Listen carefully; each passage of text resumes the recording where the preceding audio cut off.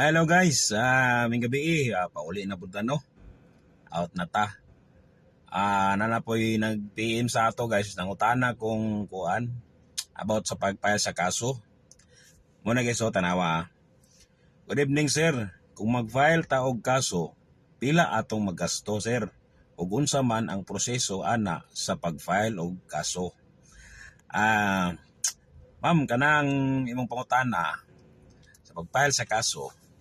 Walay gastuhon sa pag-file og kaso basta sa pulis lang ka mag-file. Except kung sa private ka, mangita kag imong lawyer, makagasto gid ka. Pero pareha na mga away-away sa silingan, mga gubot sa barangay, na wala kay kwarta lugar i-file og kaso sa private nga mga attorney. Pwede ka sa police station. Ang imong buhaton, magpa-blatter ka. Pag umani mong pa-blatter sa itabo lugar, like isumbag lugar ang imuhang bana, pailan nimo kaso nga physical injury, tapos ang mga hitabo ana pabuhat ka og affidavit di gyapon sa investigator sa station nga under ang imong ipuy-an kung asa nga barangay. Pabuhat ka og affidavit sa investigator, tapos namoy mga pirmahan diya sa inyong affidavit. Tapos ubanan man mo dito sa police, dito sa fiscal's office. Sakay pagid mo patrol, nga na ka kuan ang police mo serbisyo ma'am.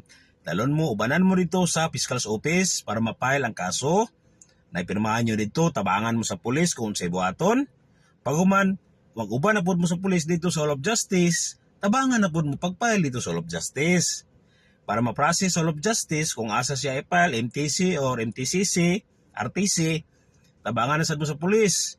Ubanan gyapon mo dito sa pag-file og kaso hangtod nga mahuman na ma'am makapile na og kaso sa Hall of Justice after siguro pinakataas ng isa ka semana o duha ka semana ba kaha. Naiwa na to pares dayon mo gawas. Ana ba?